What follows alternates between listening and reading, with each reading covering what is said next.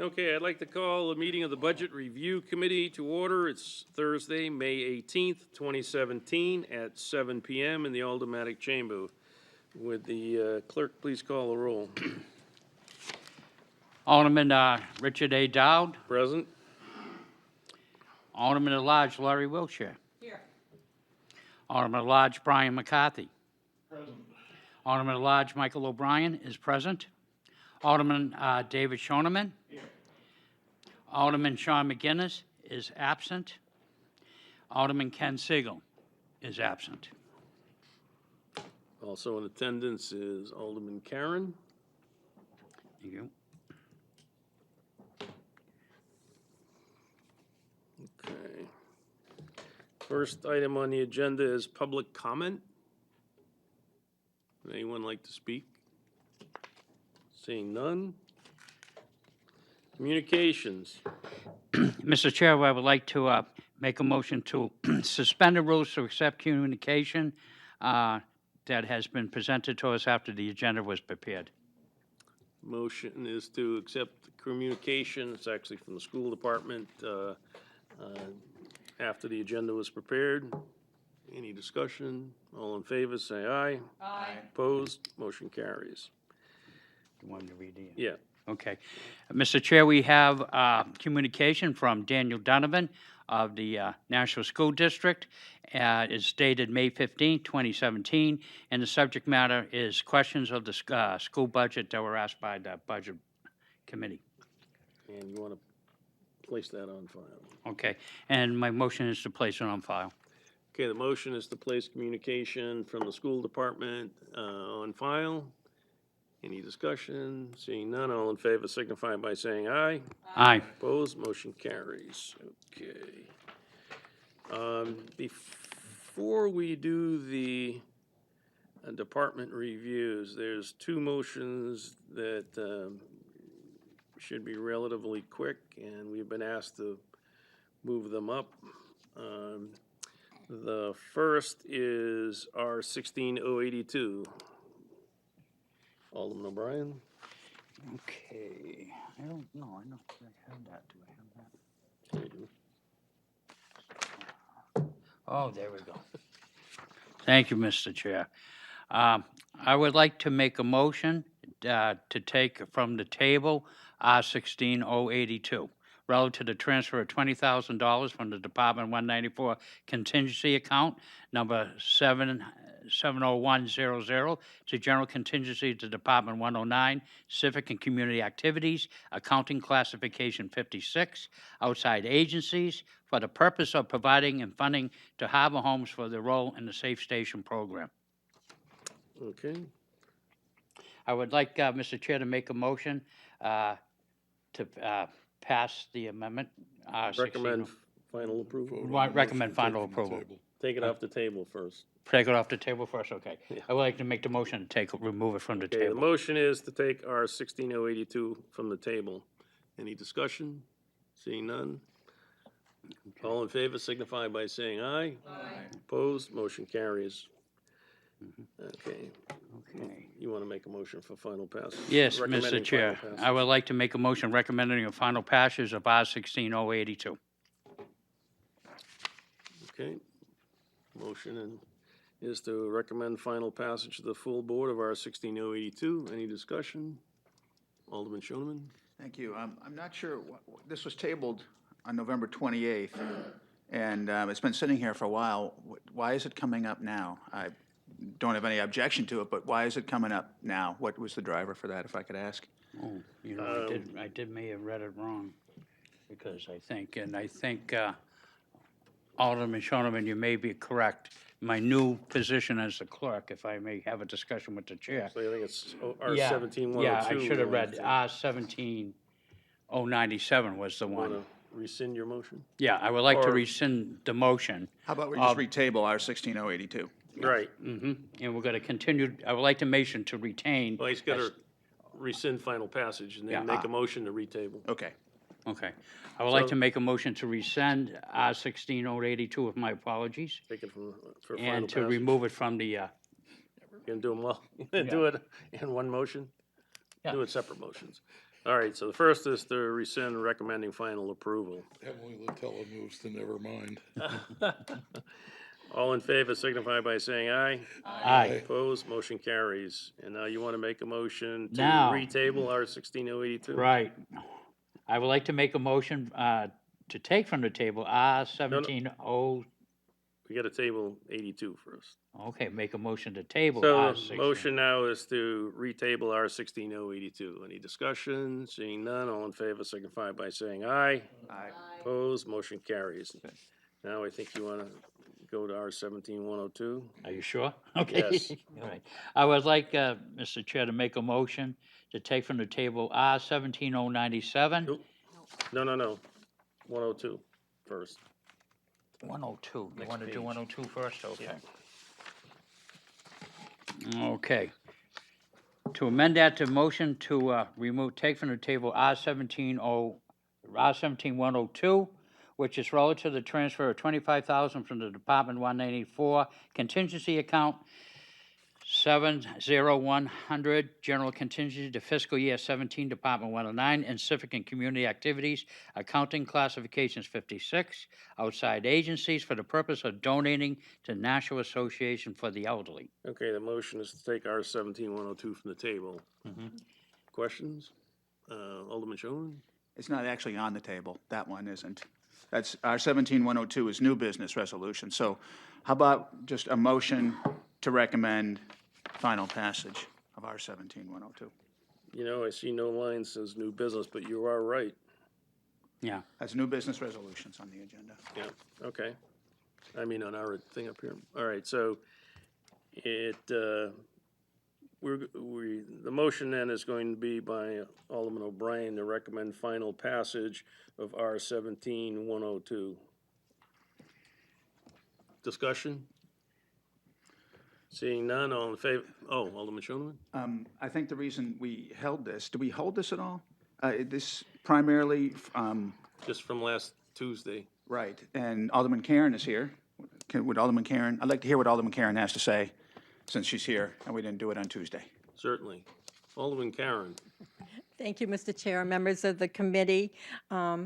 This is our third time that we have come to the city looking for $25,000 for the Nashua Senior Center to maintain the upkeep of the building. As you know, the senior center does not have a lot of funding, so most of the money that they raise through fundraisers and raffles and things like that basically go for their programming. And with a building that's 11 years old, they're trying to keep things in good working order. The last few times that they got money, they were able to put a divider between the dining area and the large room, and they could rent out two sections rather than one. They painted, for the first time in 11 years, they were able to steam clean all the bathrooms, the kitchen, and really kind of spruced up the facility. So this year, they put a list together of priorities. Obviously, part of this agreement is that $5,000 goes into an emergency fund account, which we would certainly do again. But they're looking to do a lot of security, to update the security cameras in the front and side doors of the building. The front door needs major repairs. If it can't be fixed because of the fact that they're handicapped doors, they will have to be replaced, which is a large expense. The other thing is the ductwork throughout the building has not been cleaned in the 10 years that they've been there, so they feel it's important that that gets taken care of, as well as doing an annual cleaning of the bathrooms and the kitchen, because there is a lot of people that go in and out of the facility, as you know. So they really appreciate what the city has done to help them on these maintenance issues, and we certainly hope that you will consider doing that again. Last year, we were in the black by a very little bit of margin, but that was because they did the Boston Billiards Casino night and made a substantial amount of money for the first time, which enable them to run some extra programs and keep us in the black. So the staff and the Board of Directors certainly appreciate what you can do, because $20,000 goes a long way. Thank you. Alderman Wiltshire. I have a question about the responsibility of the senior center and Southern New Hampshire Services. I guess what I don't fully understand is it the senior center's responsibility to replace doors if they don't function? Or is some of that part of Southern New Hampshire Services' responsibility? I think that Southern New Hampshire takes care of the backside, which is the elderly housing and the senior center, because that building basically belongs to the city.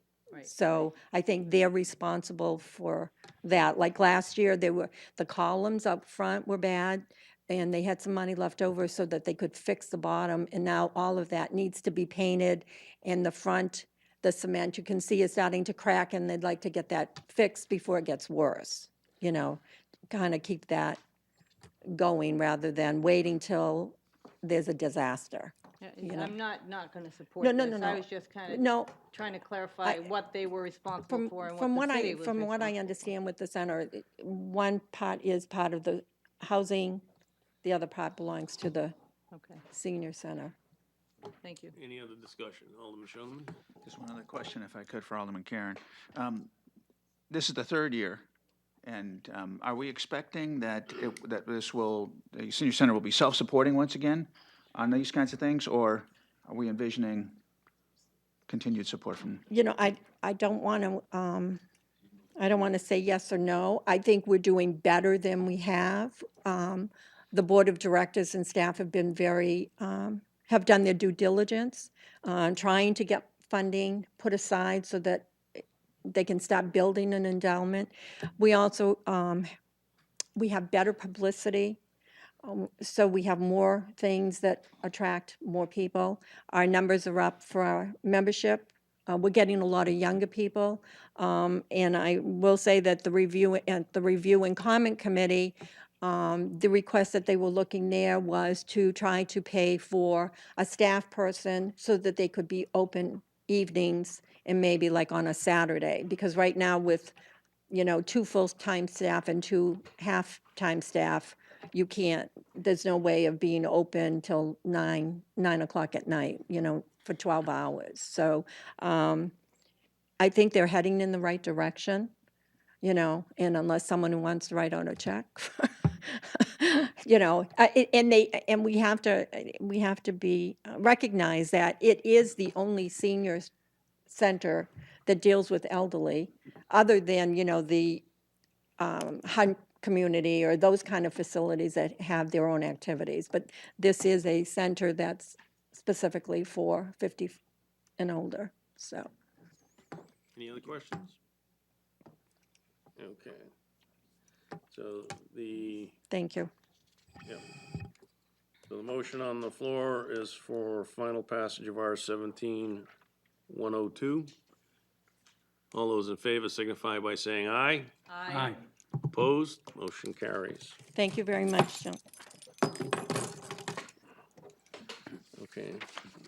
The only other one we want to take is one. Yes, Mr. Chair, I would like to make a motion to take from the table R-17-097, authorizing the mayor and city treasurer to issue bonds not to exceed the amount of $1,200,000 for the roof replacement work at Fairgrounds Middle School and Ledge Street Elementary School.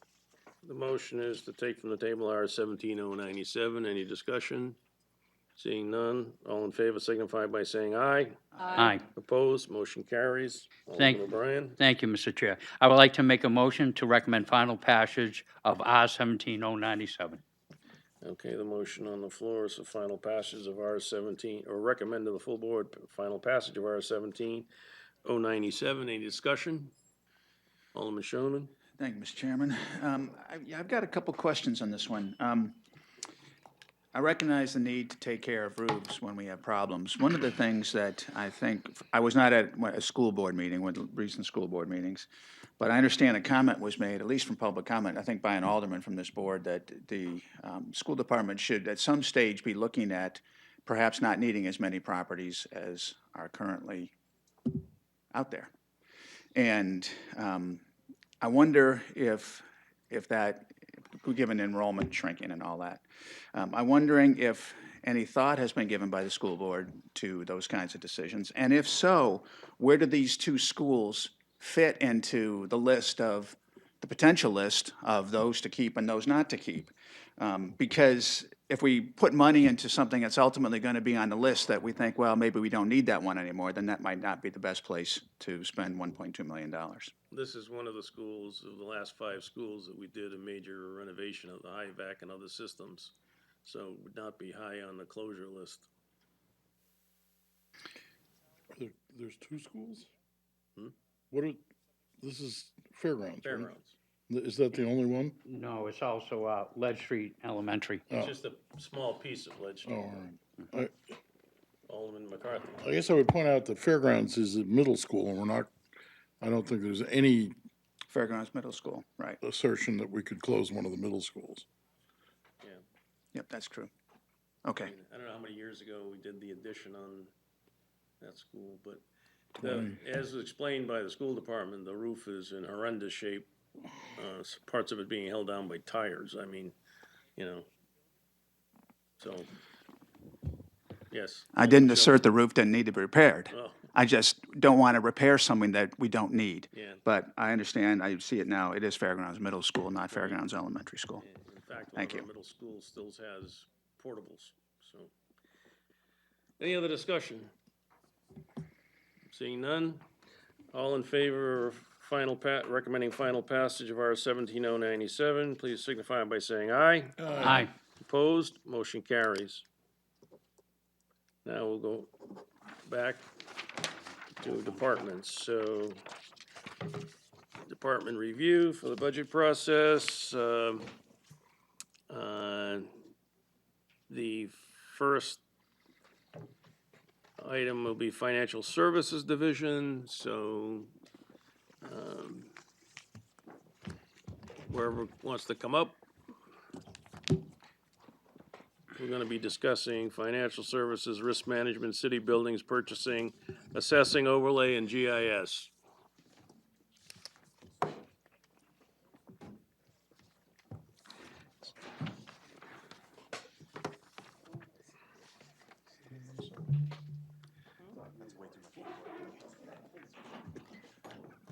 So who is going to be introducing the people and starting off? Okay, city, Thank you, Mr. Chairman. Yes. John Griffin, Chief Financial Officer.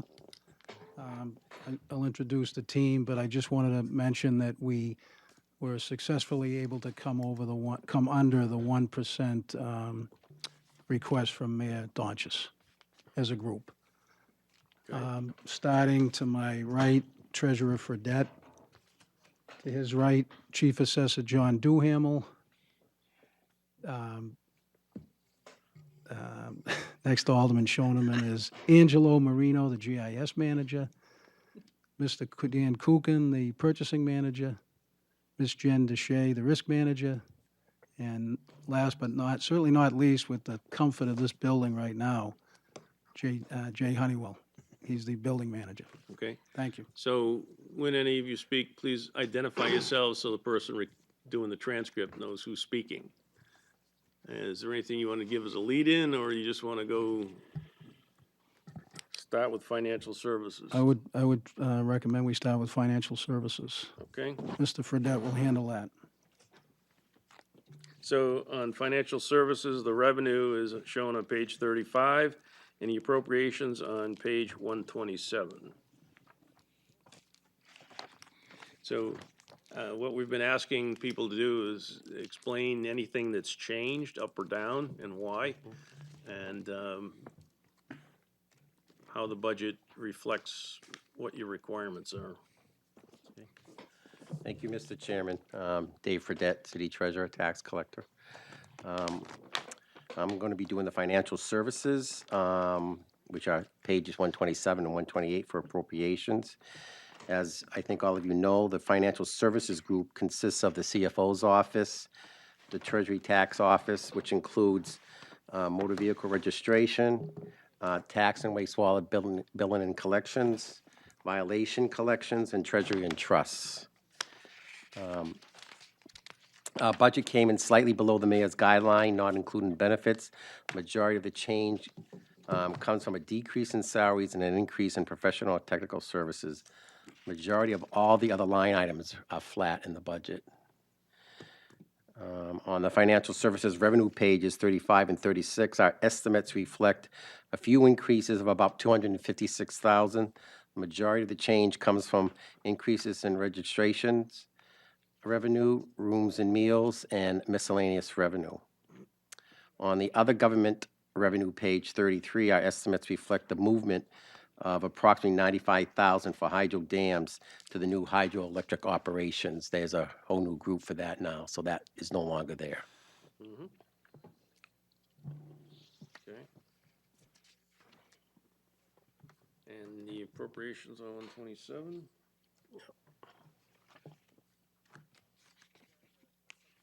Unless there are any questions on revenue from the, all right.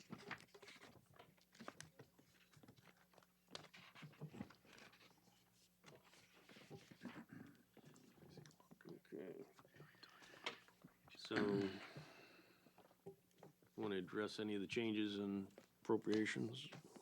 Well, as I said, the two changes basically was we had an employee that left during the year, a full-time employee, and we have hired someone as a part-time employee. So that was a savings in the salary, total salary line item. The only really increase in the whole budget is under professional and technical services, which I believe is an amount of $7,500. And that's because we anticipate a couple of our employees have some health issues that may be out for an extended period of time, and we want to be able to have the ability to possibly bring some extra help in if that happens. So that's why that's there. Any questions on appropriations for financial services? Seeing none? Okay, thank you. I got a lot of other stuff on here. So now we're going to And by move the into way, I think when risk they management. did Fairgrounds Middle School, I think Scott Cody was working for the school department. That's how long ago it was, Yeah. if I remember right. Jennifer Deshaies, Risk Management. We're requesting the same appropriation as our current closing fiscal year. We anticipate an overall slight increase in industry insurance rates this upcoming renewal, which isn't out of the ordinary. As it relates to claims, with the exception of property, there hasn't been any significant changes since last fiscal year. As it relates to property, we had one large property loss during the flash flooding back in October, which drove our property claims costs higher. With that being said, you'll notice that we've taken the large loss out of the equation when budgeting for this upcoming fiscal year. Therefore, you will see a request for next year, which is actually lower than the actual expenditure this year. Lastly, we do have a new line item for $25,000 in equipment. And this request is to upgrade our failed areas of our camera system in City Hall. And other than that, we really don't have any other significant changes. Questions? Alderman Schoenman? Thank you, Mr. Chairman. In the course of budget information coming out and reading things in the paper, one of the things that I read was an unusual or an unexpected expense was a potential losses coming in faster or higher than anticipated, and there was going to be another $3 million required this year that was in addition to what was required last year. I think the mayor made that statement. I don't see that here. Is that in a different section? Is that health insurance? I don't know what insurance it was. There was a series of claims that we had to increase Yeah, that on our one, self-insured. yeah, it could be, I'm assuming it's health insurance. I've had no conversations with the mayor over any. May I ask, Mr. Yeah, Griffin? That would be correct. It would be health insurance, Okay, and that will be discussed, I believe, on May 30th. okay, thank you. All set? Any other questions? Thank you. And next will be city buildings. Yes, Jay Honeywell, City Buildings Department Manager. My budget basically came in flat with the exception of benefits, wages, and the property services line. And the increase in that line is associated with purchasing guidelines for utilities in electric rates, water, and heating gas. Other than that, I'm pretty much flat, and this budget is consistent with carrying various city buildings for maintenance only, no capital improvements or anything like that, just various levels of maintenance support to those buildings. Any questions? Alderman Schoen? Thank you, Mr. Chairman. With regard to benefits, we've seen in most departments that have come through here, large increases in benefits, even when perhaps there's a shrinking in payroll. In this case, it goes from roughly 20,000 to 50,000, so it's more than a doubling. Other cases, it's might be 20 or 30% increase, some large percentages, but here it's more than doubling. I'm wondering, just in general, what's happening here that would cause it to go from 20 to 52? Well, what I can tell you on that is we did have a change in a staff person. Staff person left, and we rehired that position, a maintenance specialist. And that benefits package was a little different than the previous maintenance specialist, and other staff members have also changed their benefits plan. That's basically all that I can give you on that. That's as much as I know in regards to that. Thank you. Mr. Chairman, maybe I can add something to that, because I've seen the most recent discussions, especially regarding benefits. So to make a long story short, we allocate the benefits to the departments that use the benefits based on the choices that the subscribers take for benefits. So for example, if an individual was a single subscriber and we replace that individual with a married person or a family person, the appropriation is going to have to go up accordingly. So there's two variables. One is the selection of the plan by the employee, him or herself, and the other, as I mentioned a few minutes ago, the May 30th discussion that you'll be able to participate in with regard to the entire benefits, predominantly health insurance, going up. So it's just, we on page 21, we actually have the entire benefits amount that's requested to be appropriated. So Human Resource Director Budrow will be going through that with you. But that, I know there's a few additional meetings between now and then, so you're probably going to get the same response from the fire department, the police department. They're going to tell you that they were given the number. These choices are HIPAA protected, but the reality is in small departments such as city buildings, if somebody goes from, if the budget goes from 20,000 to 50,000, it's not just an increase of X percent in the total cost of the benefit, it's also the choices that the individuals make. So that, I just wanted to make sure you had that as you go forward with the police department and the fire department. You're going to see similar things. The other thing on the pension side, we're going to get that a little later. Pensions are allocated to the based on the rates that the individuals that are paying into the New Hampshire retirement system. As you know, there's a Group 1, Group 2, so directly related to those budgets. So hopefully that helps a little bit.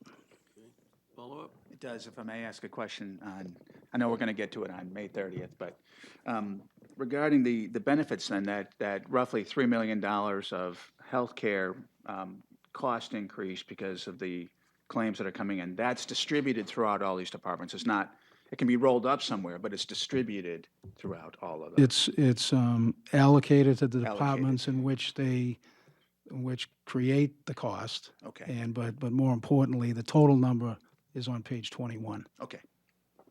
And that's the one, in the public hearing, we usually focus on that page 21 as opposed to the individual departments. Okay. Alderman McCarthy, did you have something? Yeah.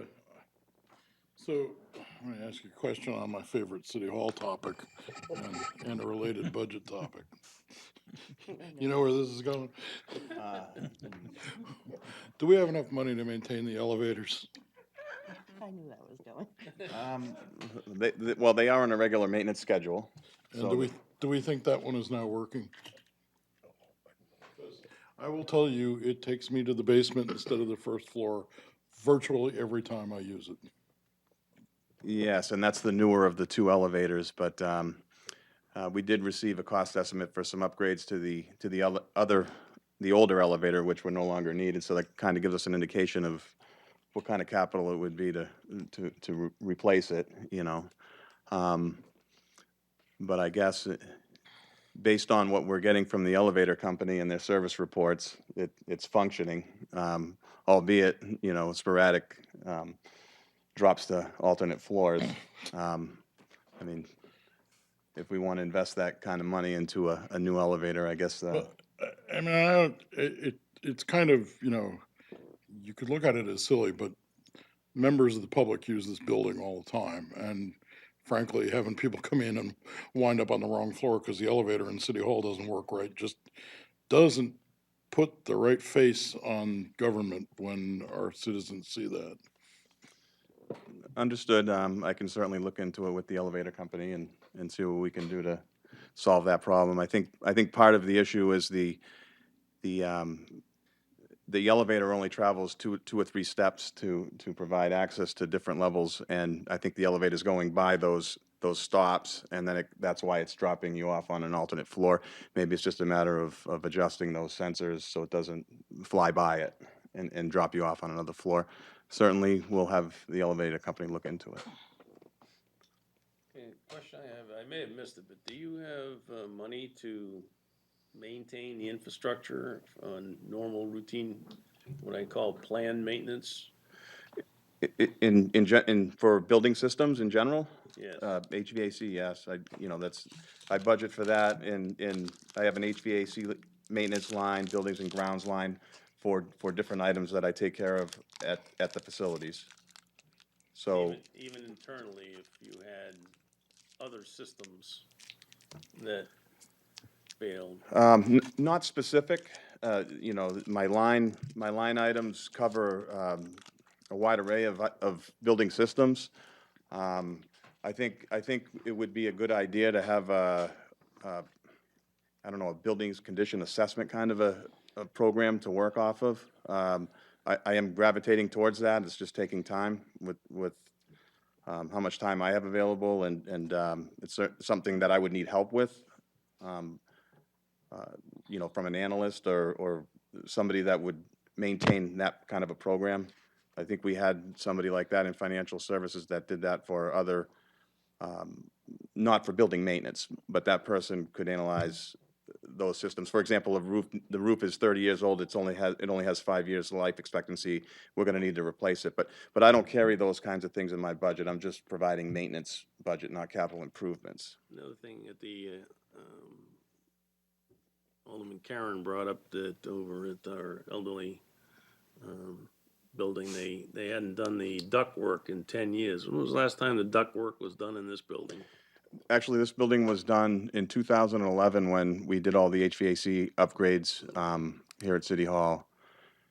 Okay. Yeah. Excellent. Any other questions? Okay, next is purchasing. Good evening, Dan Kuchen, Purchasing Manager. On the line item budget portion, I made some what I would consider insignificant changes, and they end up being, down 0.1% overall. The thing I should point out is that we made a change in the messenger and mail position in the city, and we changed that from a full-time position to a part-time position. When we did that, we moved that from financial services over to purchasing. So you'll see purchasing on the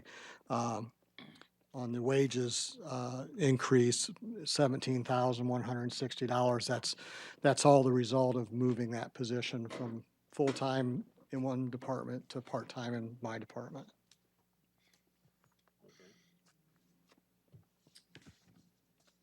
Any questions? So that's the person, you're talking about mail person, they're talking about delivering city correspondence? Yes, all the internal mail at City Hall, all the outlying buildings. I think we go to 8 buildings a day and trade mail back and forth, and then any delivery services that are required. We're doing that on a part-time basis. It was full-time. We've picked up a little bit of the, some of the other folks have picked up some of the extra time from that. We made able to absorb that. So we're doing that in a 20-hour position now. Okay. That doesn't include the school department who has their own person, right? No, it does not. Any other questions? Okay. Assessing overlay. Thank you, Mr. Chairman. John Duhamel, Chief Assessor. Overall, this year, our budget is coming in about 1% lower than previous year. Most of that has to do with our salaries. We have five of the 9 positions in their office are new, have been here less than a year, so they're making less money than the previous people. As far as increases, our mileage reimbursement is increasing slightly, just again because of the new person in that position. He'll be out in the field. Training and certifications went up slightly. Again, for the new employees, we need to get them trained and certified. The biggest increase is under subscriptions. With that, the majority of that increase has to do with the new software package we're looking to get called CoStar. It's equivalent to like MLS for residential. CoStar is a commercial service that we're looking to get, and we're splitting that cost with the Economic Development Department.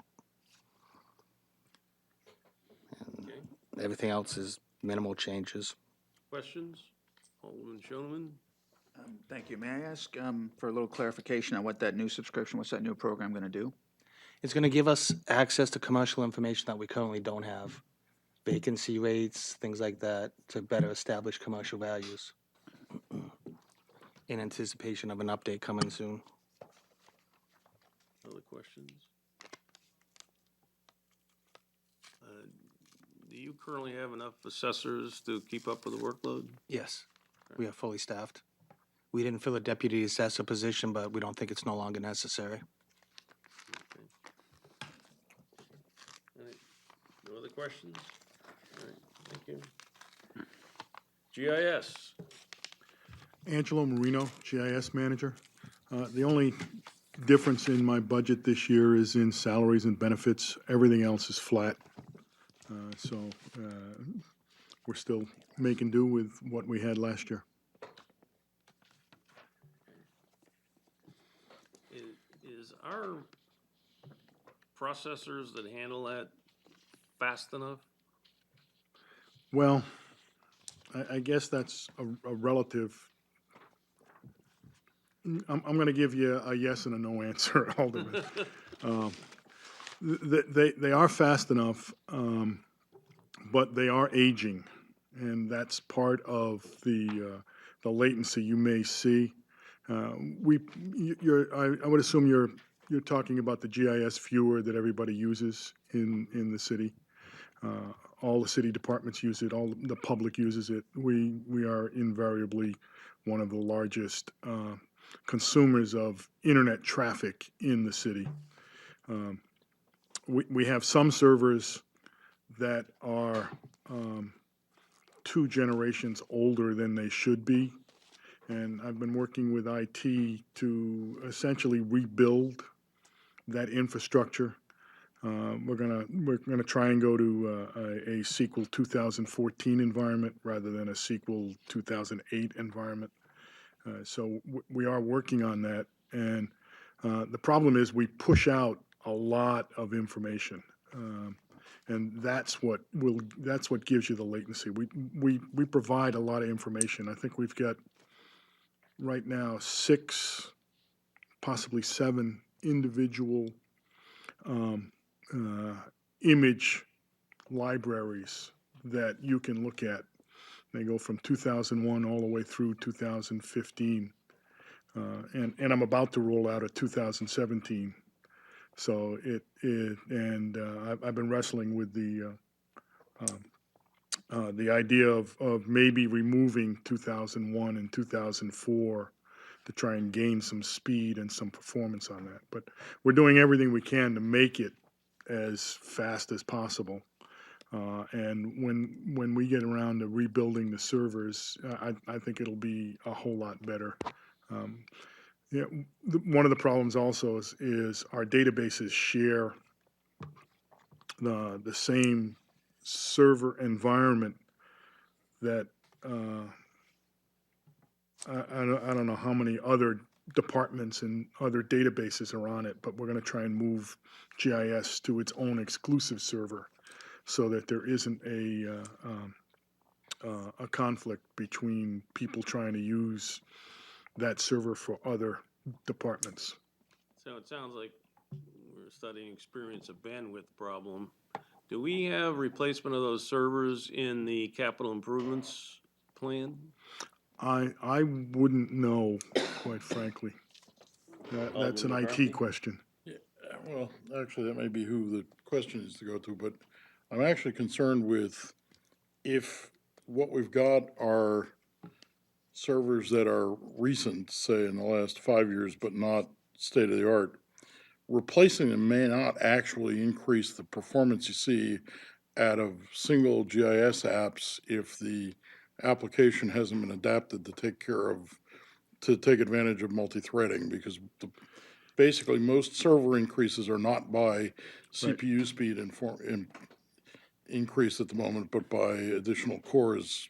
Yeah, the same chip. and that's one of the things that we want to do when we go to the new boxes, because the latest versions of the GIS software will take advantage of that. Yeah, the versions that we have now would, but it would still be too much of a problem there. I mean, IT does what they can with the virtual servers that they build. So, I mean, I'm using 4 cores on the boxes that I've got now. That's running on virtual servers rather than? Yes, they're all on virtual server. Just about everything is virtual now in the city. Okay, other questions? Okay, thank you. You're welcome. Capital, So, Mr. Chairman, if you don't mind, the team, other than Mr. Fredette and I, they're all done for tonight, that's so fine. they can. Thank you thank you. very much for coming in. We appreciate the input.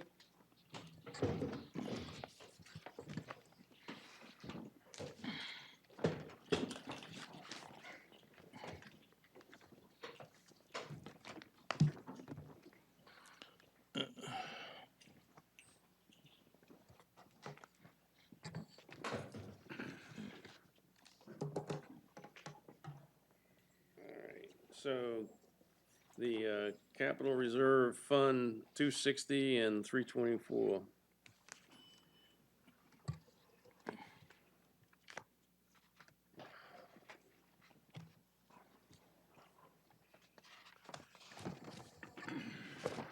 Who's up? Mr. Chairman, Dave Fredette again, City Treasurer, Tax Collector. Yes, page 260, on the line that is called Transfer to Serve Capital Reserve, shows the $3,100,000. That basically matches up to what we plan to spend this year in cash. If you look at page 324 and 325, it lists all the items that is scheduled to be purchased. They're on the blue pages. And the cash portion of that is $3,144,000, I think.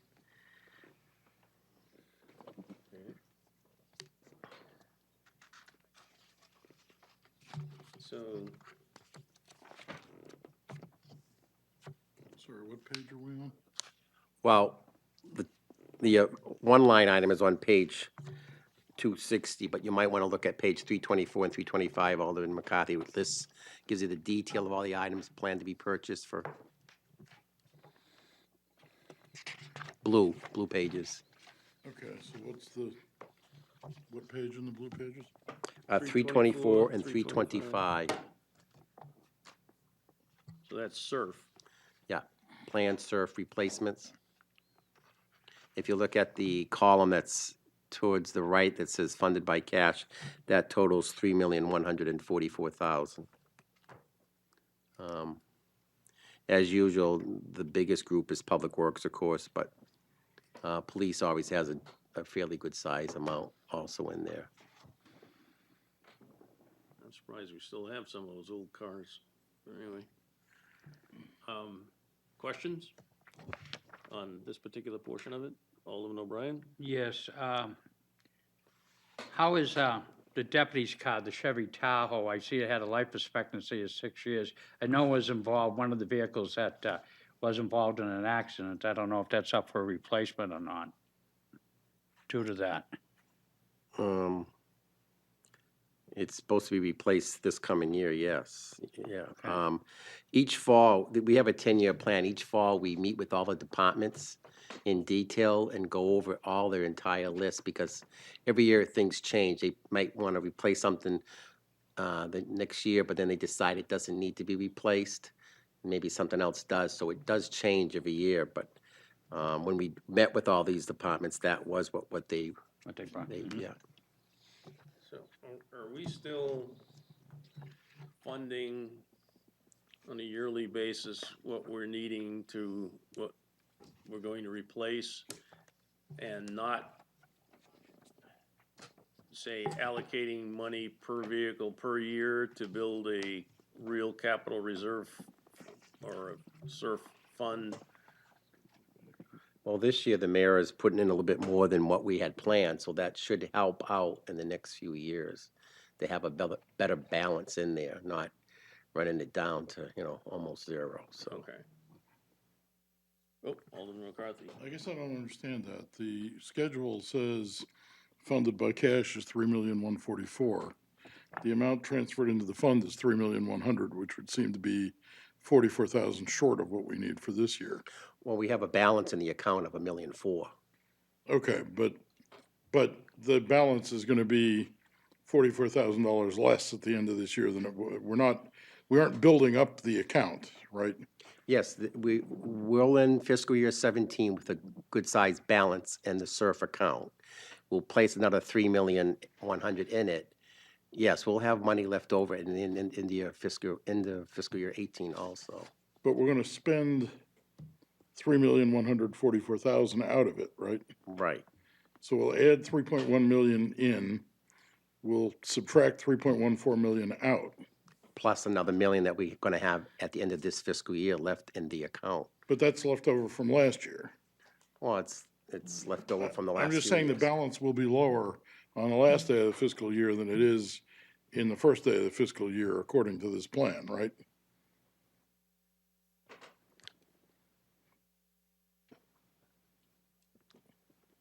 We're not quite Possibly. funding the yearly expense in the transfer in.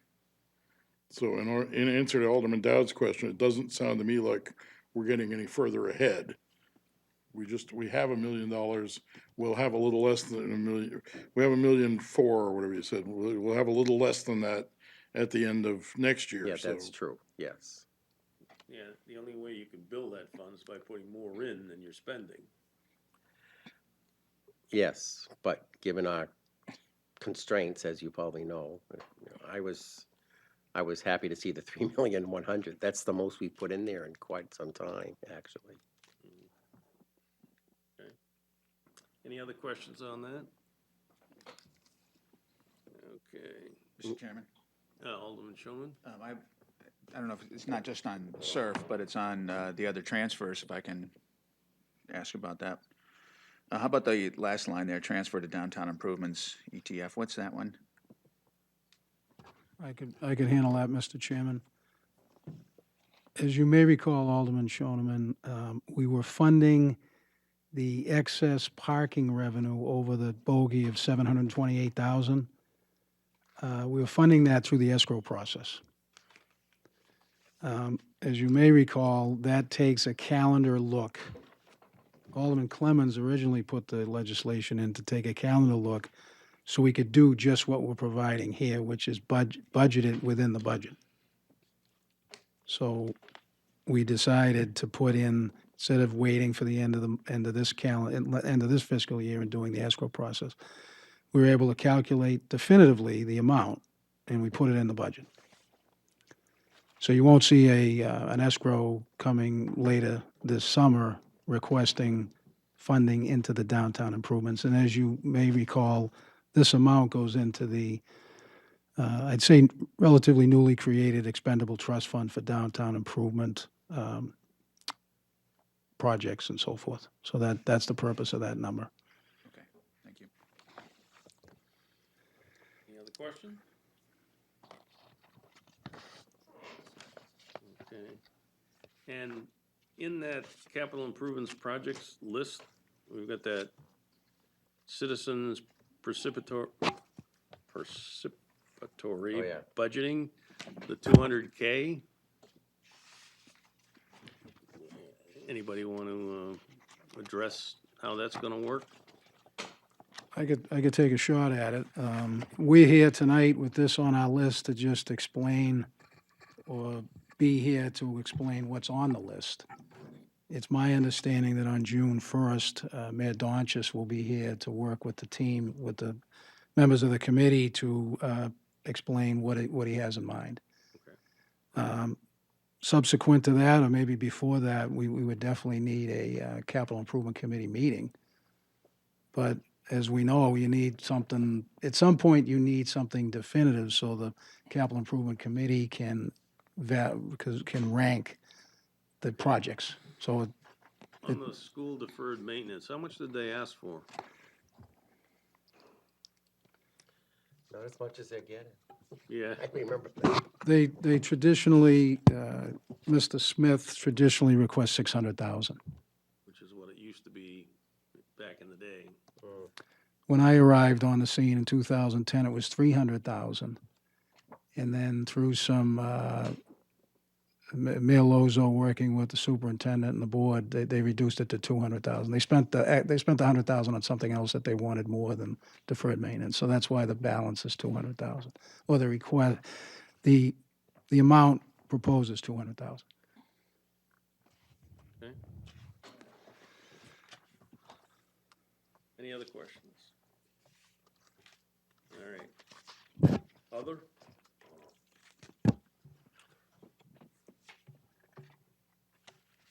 Water supply, public hydrants?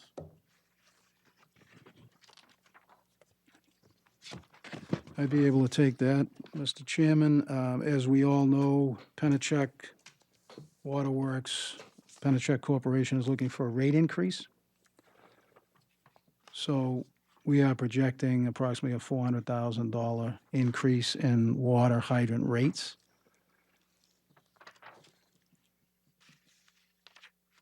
So that's the reason for the increase. Okay. All right. So explain to me what's covered by that water supply hydrants. Not the maintenance of the actual hydrants, doesn't it, I can address that. Alderman McCarthy? It's the cost that Pennachuck assesses us for their ownership and maintenance of 300 miles of fire hydrant piping and whatever number of fire hydrants there are, So, plus the provision of water to those hydrants when we need it. okay. So the increase based on the water rate, is that because they calculate how much water we use out of the hydrants? No, water rates have almost nothing to do with water. They have to do with the cost of pipe under the streets for the most part. I mean, when Pennachuck goes for a rate increase case, they go and show what their new their new rate base is and what their costs are, and that gets figured out based on there's an interesting application of the statutory rate of return in our case because they don't actually they're paying for themselves, not for return on investment. But basically, when that happens, that gets spread out across the tariffs that are applied to residential consumers, commercial consumers, and consumers of fire hydrant services. So our portion of the rate increase that is funding Pennachuck this year is that $400,000 that's added to the hydrant fees. All right. Any other questions on water supply, public hydrants? Street lighting. 174. Street lighting, as you recall, you authorized a bond to to change out the former light with LEDs. I'm happy to report that Siemens, who was the contractor, had delivered today a ledger that contains 5,100 streetlights. That's important because Eversource now is going to be able to go back and reduce our lighting bills, street lighting bills, to reflect the LEDs. I'm telling you that because it's very important we have that done in May and June so we can reflect the savings that we projected in the current budget. They were very gun-shy about doing it on an as-you-go basis because it was a real difficult process in Manchester. It got very convoluted. They were changing the ledgers as they were changing the light bulbs. So they really wanted to wait until they finished the project. So we're expecting half of the reduction in this year's bills in May and the other half in June. So we'll be all set to show the savings in fiscal 18. This is a conservative number. It could be less, but the 600,000 we're comfortable with. It formerly was 850,000, fiscal 16.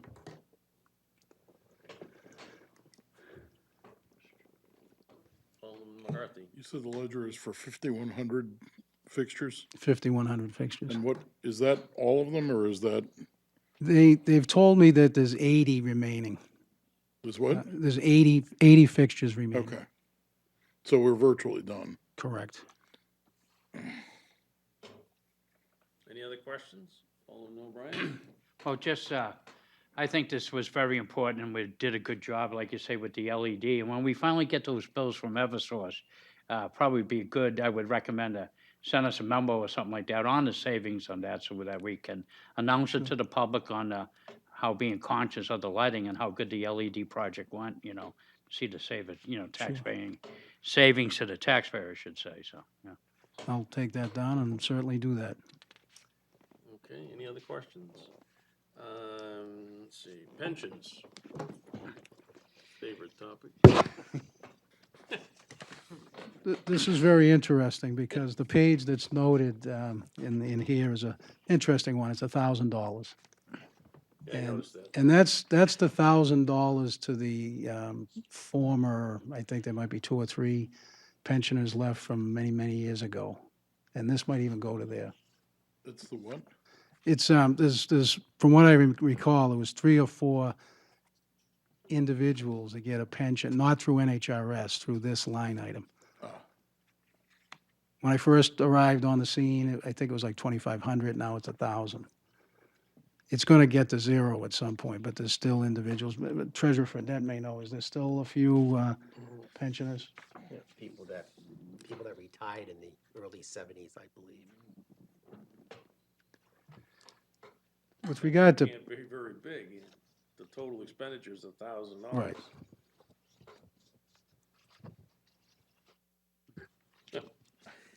But the page that I communicated with Sue Lovering earlier this evening, I've suggested that we put in that page 21.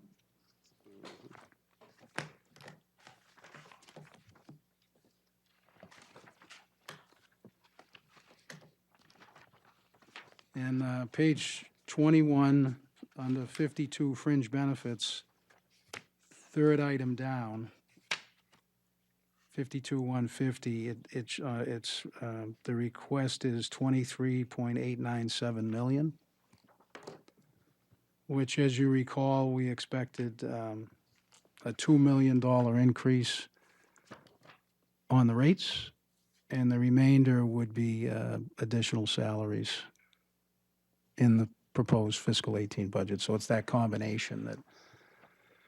And there's a bit of an increase in wages relative to the BPW pension, that those numbers are in there too, for the general fund portion of the folks that get a BPW pension.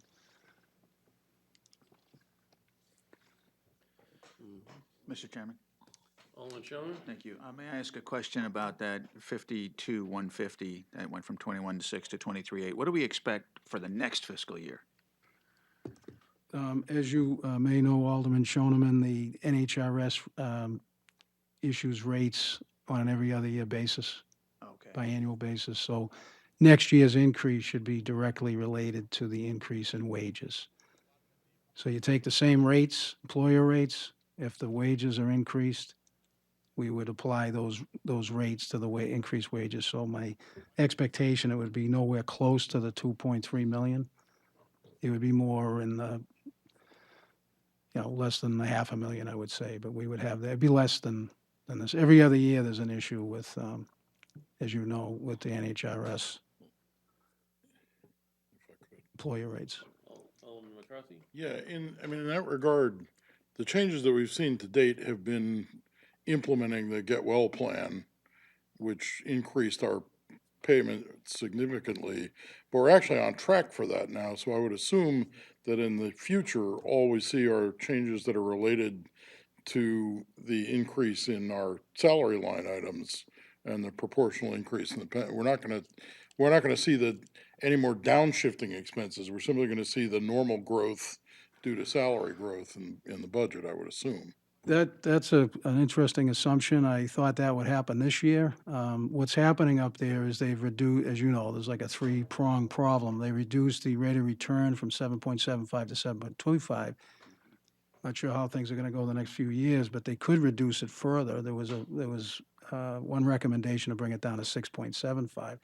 That would definitely affect the working rates. They haven't done it yet, but they watch it. The other thing is how the fund is doing with regard to replacement employees. It assumes a certain amount of employees to keep replenishing the fund. And they do the actuarial study. So I'd love to be able to say that the increases going forward are going to be only related to the increase in wages, but I'm nervous about that. I would not bank on that, so to speak. So it could be that in 2 years, when the NHRS board certifies new rates, the rates could be higher.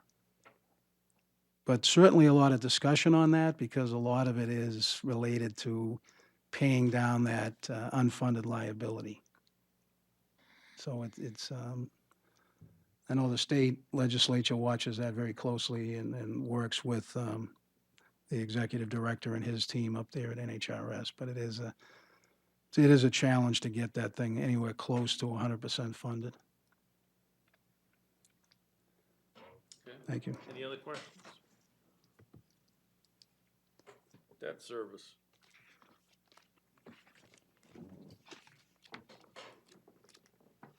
Which is 255.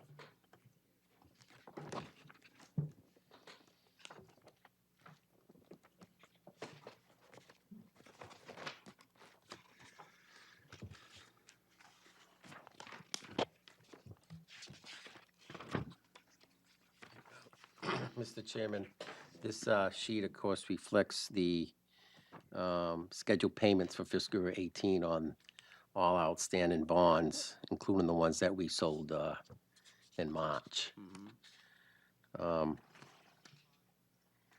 As you know, we've done very well over the last 7 years at least. The rates have been very, very low. We've done several refundings where we won't be able to do any more after this. We've had them all, and it actually is the payment this year is down by about $1 million. Part of that is due to refunding. Yeah. Okay.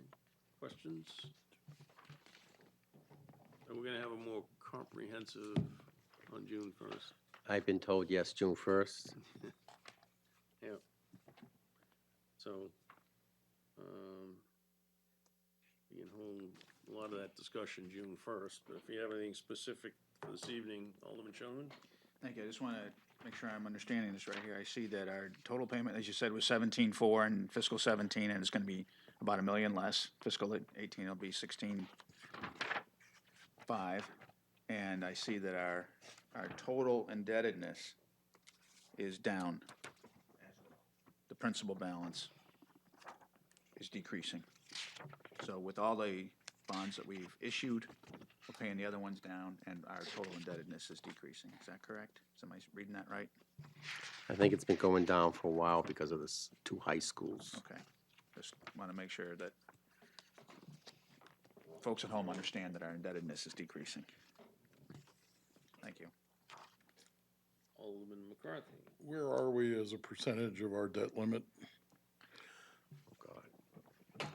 I can't tell the exact, but we're way under. You're talking about the 2% and 6%? Yeah. Yeah.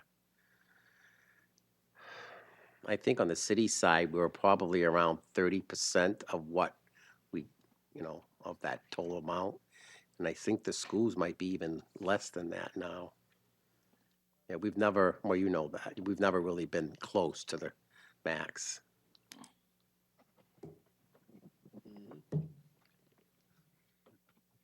Just want to reassure those who think we're closing in on our debt limit. Yeah, they're a long way from it.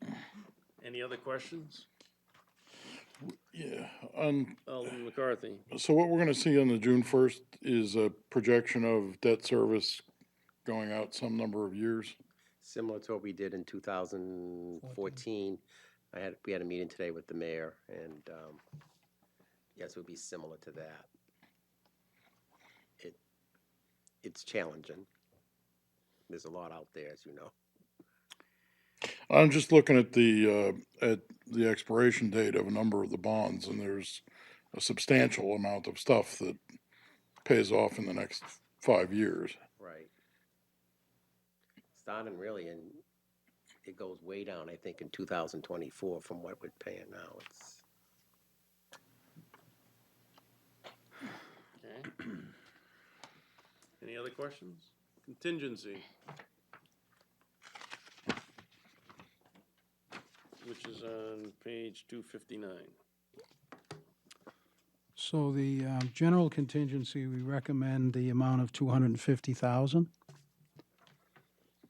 The reason why, as you may recall, it was 197,781 is because the Board of Aldermen approved a increase to the merit members that were over the final step. So as you recall, we took very early in the fiscal year the amount. So the difference between 250 and those numbers there are back into the different divisions and departments in which the merit employees are charged. So it's not an increase, it's really not an increase in contingency. It's just I wanted to explain that from last year. Police department generally needs matching funds for their grants.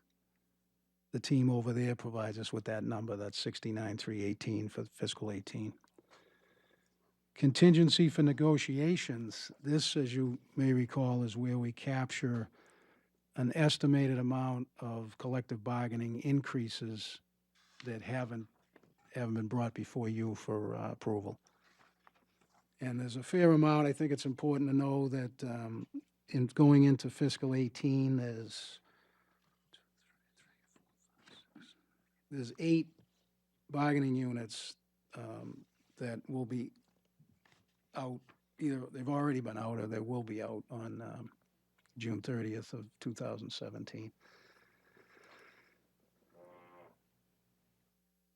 How this worked, very important to know, when the departments proposed their budgets, we included estimates of increases. So, for example, the school department had their number in their budget. So this isn't above and beyond their approval. It's important to know that. So the $106 million and some change budget included their number. And then we take that out and put it in here. So as you know, when you approve the contract, you approve the contract for the cost items plus the respective transfers. So this is in contingency because it's not an approved contract as of yet. Not sure if you have any questions on that, but that's how it's done. Alderman Shoneman, then Alderman O'Brien. Thank you. So there are, how many bargaining units again this There's round? 6. There's 8 that are either already up Okay. or they're going to be up, and there's 16 total. And so the individual department, the school department, for instance, they had in their budget, it's a line item in this book elsewhere, their own contingency. They had it in their proposed budget when they approved it, Then- Before it came here. Correct. And then when they approve their budget, Mr. Donovan works with Ms. Evans, and they basically create the contingency for negotiation. So these numbers that we have here, there's no other filter on this. This is just what those departments told us in their departmental approved budget. Correct.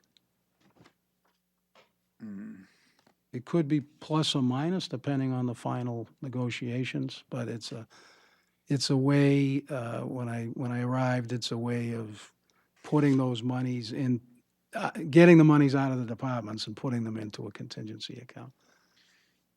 Alderman Schoenman? Thank you. When the school department brought their budget in, and then if they reference a percentage increase, if they say our increase is X and X percent, does that include their contingency, which we then move over here, or is that absent of That's that correct. That's an contingency? important item to note, that includes their contingency for negotiations.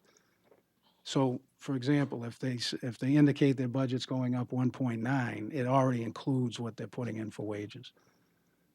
They're not moving it up and then saying, well, it's on the city side. Okay, so it's not in the city side. Not it's on happening the that, school right, side. correct. Thank you. Alderman O'Brien? Thank you. Mr. Griffin, I'm interested in 70120, contingency for the police grants. And what I see absent is I know the fire department asked for grants equally as well. So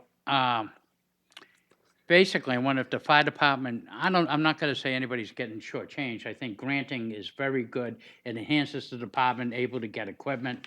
I know we have, per request, has come before finance and trying to approve some of the grants that came in, such as the fire department. But why is not the fire department in a similar program where it's, equated with the emergency services? That's a great question that I've never actually asked before. This is a unique grant. I have to get back to you on that, and I will. This is a unique grant. I agree with you. There's a lot of grants that come in. Some require a match. Maybe David, no, I'm not sure. But I can get you that quickly. This is the match for an anticipated grant that we may not have to expend because we may not get the grant, correct? I believe so. Which is why it's in contingency. All Are the right. fire department grants with a match, or are they 100% grants? I would add, I haven't poured over the the fire department budget, but I know at times it goes either way, I think. Mostly, I think we get percentages. Right, but when you build, if I may, when they build the fire department budget, they're assuming they're in-kind matches, which the police department does as well. Correct, I think, that's as Alderman more than my McCarthy point, said, right. this is the risky one. This may be one, but I'll definitely get you a better answer. Or what you could do, I believe the police department's coming in Monday. Ms. Smith would know that. She'd be able to help you on Monday. So the airport authority, like on their current projects, there's a city match and a state match. But that wouldn't be in here because that's this year's budget. Would it have been last year's budget, that match? The match on the runways and those projects, that's actually in capital improvements. So that match, when the airport authority comes over, they through the CIC committee, they ask for funds. Those funds for capital projects are in the capital improvement budget. So if you wanted to look at that, we could, but there's a few projects that are funded. So if it's an infrastructure grant and there's a match, it's in capital improvements. If it's services or something else, it appears in contingency if it hasn't been let yet. And I believe, as Alderman McCarthy indicated, it's at risk. It may not, it's not in there. We didn't put it in the police budget because it may not come to fruition, but I'm not quite sure what the grant is. But they have a significant amount of grants that come through. Okay, and the last one is interfund transfers, which is on page 260. Right, so we've looked at this briefly with the SURF. We recommend transferring on 89,725 that we put another 500,000 in the retirement trust fund. What that does is when an individual retires from the city. They would make the final payments for accrued sick and vacation. And then there's a communication from payroll to the accounting department to transfer money from the trust into the department. It's a pretty good mechanism, but from time to time, it doesn't have enough money because, for example, a few years ago, we had several policemen and several firemen retire, and we spent probably 1.6 million instead of $500,000. But it's a good mechanism to fund the retirement and not drain the particular department from which the retiree retired. The other transfers are from revenues received from cell towers. So the money comes into the city and is transferred to these respective expendable trust funds. We talked about the downtown improvement. This is a good way of budgeting because we already know what the number is. And this question comes up from time to time, but the reason why there's no value yet in the transfer to solid waste is because the solid waste budget is in here. So when we meet on the Department of Public Works, you're going to see that there's a shortfall between requested appropriations on solid waste and the revenue associated with solid waste, and it's roughly 4 million. So that next year you'll see that number in here for actual, but that's why it's not in here as a transfer yet. It will be we'd be over by 4 million if we didn't use that technique. Okay. Questions? Alderman Schoen? Thank you. Going back to the transfer to city retirement ETF, this is a transfer in of $500,000. What's the balance on that account? The balance at this point, it may miss your inbox, but the accounting department provides the mayor, myself, and the Board of Aldermen an accounting every month. There's 82,000 left in that account as of now. So if there's retirements in the next 6 weeks, they could drain that account to zero. The funds, it's important to note, the funds do not lapse to surplus. They stay in the expendable trust fund. Alderman Schoen, follow? Yes, please. Then just a procedural thing. If someone uses sick time and vacation days, that's charged against the department? Is that's part of the Correct. department budget? Yeah, the salary of the individual is paid out, regular wages, vacation, sick, et cetera. This is designed to pay the individual for accrued sick to the extent you get recovery from the plan, and certainly vacation time. Vacation time is accrued as earned. It's payable. Sick time, it depends on what the contract says or the merit plan says. Is it, do most cities do it this way, would you say? Or are these retirement payouts on the charge of the department as opposed to just city?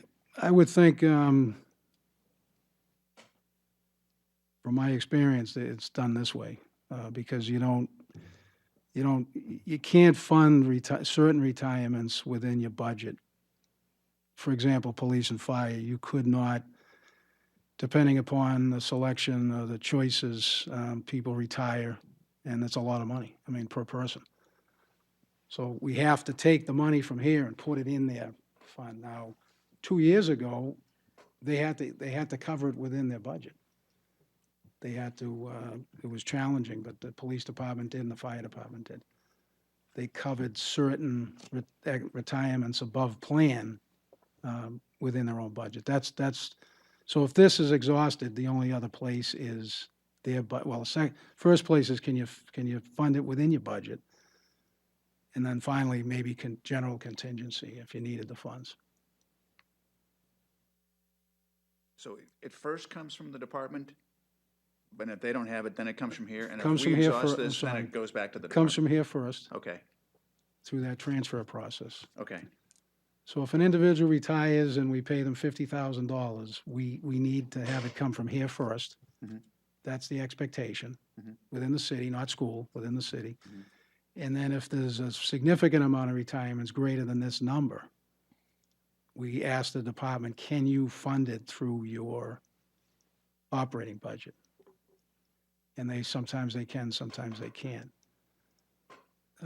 2 years ago as well, as you might recall, the fire department had to dip into their expendable trust fund. They were short about 100,000, so we had to dip into that. They have an expendable trust fund as well. Just offer a comment, if I may. Comment? Thank you. Inasmuch as these expenses are for people in those departments, it would seem to be that it ought to come out of the department in some way.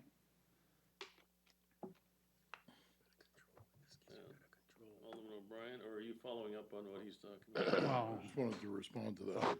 I'll yield to Alderman McCarthy. for I now. actually disagree completely because these are not predictable and ordinary expenses. These are things that only happen when someone leaves. For example, if you put it in the police department, what we would do, we get a new chief about every 3 years. So every third year, the department would be in the position of saying, we won't fill in shifts with overtime. We'll put less sectors out on the street for this year because we're going to need an expense that we don't have on an every year basis. It's way better for us financially to roll those up citywide and absorb that across the breadth of the departments because of the unpredictable nature of them. If you have a department with one person in it, and we have some that are close to that, and one person is retiring, that may be a 10 to 15% increase in that department's budget for 1 year just because of the retirement, and has nothing to do with the run rate of that department in the following or the previous year. Alderman O'Brien? Yeah, thank you. Mine's mostly a comment, too. Basically, I think most of our division directors are conscientious. I know when they're preparing their budgets, they do go forward and ask people who are very close to retirement, what your intentions, so that they could be, figured out into the budget and to get covered. But you can't hold anybody's feet to the fire. Some may decide not to retire that time, and you might hear somebody completely out of the blue that may come up and say, I'm done. It's my wish that I would like to retire at this particular time. That's their basic rights. So, to do that, I think this is more efficient in the system that we have right now, to have this contingency. It kind of weighs the balance. And they are conscientious, I think, the division directors, in trying to get a, dashboard of actually what is happening with it. But this allows for the individual choices of the employee, which they're going to make their choice whether they want to retire or not, and this is the best, I think, venue for it. It's extremely difficult for the school department with that number of employees on retirements, because a couple of years ago, when the state decided to change the way that pensions were calculated, they had a large influx of people that didn't really want to retire, but didn't want to get shortchanged either, so they retired, and that was a big hit on the school budget. Right. Any other questions? Alderman McCarthy. Can I go back to debt service for a second? The, on 255, I think I understand how this works in the numbers that are in here. So we have a bond down near the bottom of 256, which is the Riverwalk. And it's got principal payment of 60,000 and an interest of 18,000. So what we've done up in the budget is to essentially debit 60,000 against that and 18,000 from the TIF, because we're accounting for the money that comes in from that somewhat separately. Yes, that's been going on since they created the TIF, yes. What is the total, you may not know this offhand, what is the total revenue we're getting from the tax uplift in the TIF district? The amount that goes in the TIF account each year, is that your? Not the amount that's used to pay the debt service, but if I were to just take the assessment uplift that's associated with the TIF. I don't know it offhand, but I can email that tomorrow. We have Okay. that. It's more than, I assume it is more than $78,000. It is. I don't think it's a tremendous amount, but more, but it is more, yeah. Okay, so that is, the TIF is paying for itself. Right. Yes, sir. Any of the feedback, please copy the entire budget committee, including Oh, the Alderman whole, Siegel. yes, okay. Yeah. And Alderman McGinnis. Any other questions? I- Oh, yes. Not really a question, but I've been watching or attending some of the budget meetings, and the subject of electricity comes Yeah, it's up. come up a few times. And let me just share this with you. When we purchased, well, actually, when the purchase of Mine Falls, we can't net meter out there yet. I think they're still discussing that up at the State House. But as Ms. Marchand indicated the other day, we do net meter the electricity at Jackson Mills. The equivalent load over there is about 4 million kilowatt hours, which is 1/3 of our city electricity load. So when Ms. Minot was here and Ms. Marchand, we were talking about net metering. We found out the rules of engagement from Eversource, and as you can imagine, it's not to inure to the benefit of the person that wants to net meter. So when we thought it would be a good idea to net meter, meaning take a portion of our city load and have it be generated by Jackson Mills, we found out we have to actually pay the default rate on that load. So bear with me for a second. We'd end up increasing the budgets for the 25 accounts we picked out that equal a 4 million kilowatt hour load. And we pay Eversource 11 cents a kilowatt hour for that. So that increases the operating budget of the city.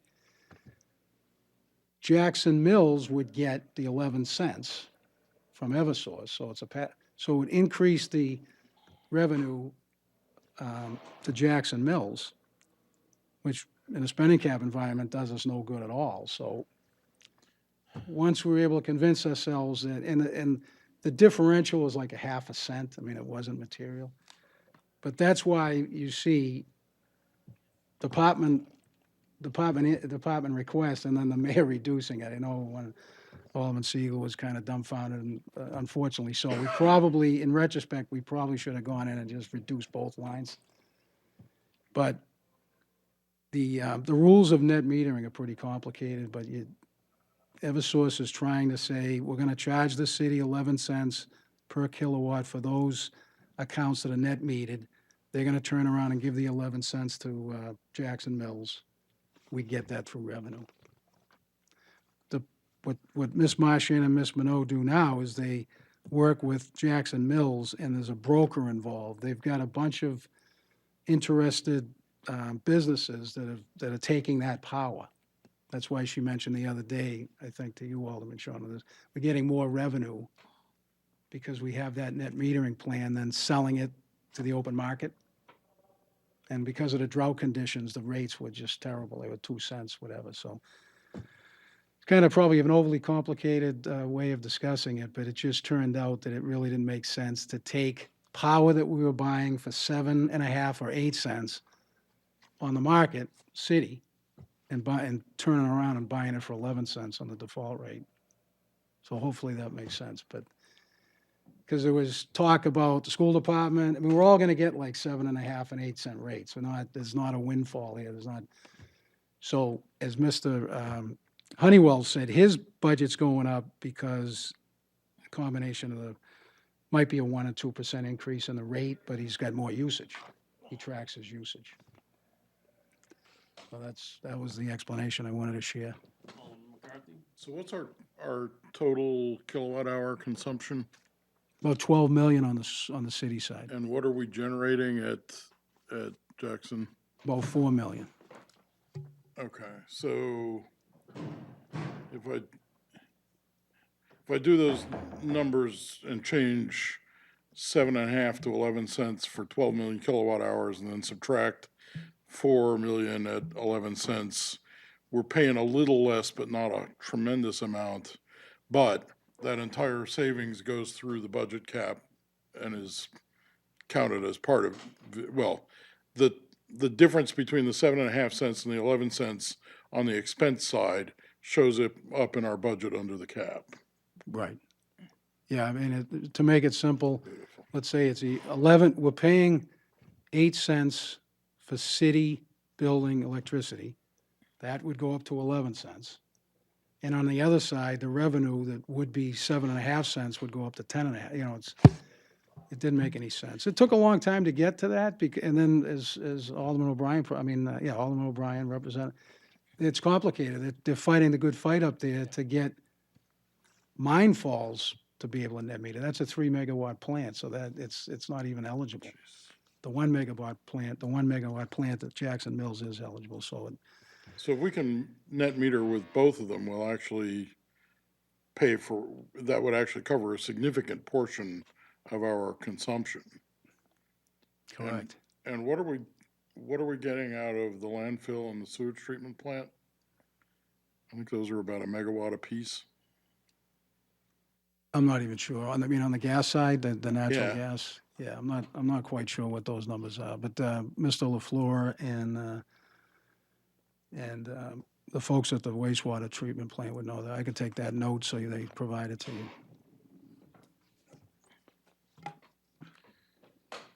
Any follow-up? Nope. Any other questions? Seeing none. Mr. Griffin? Thank you. Thank you. Yeah. Mr. Fredette, have a good evening. Thank Thanks you. for coming in. All right. So, unfinished business. Done.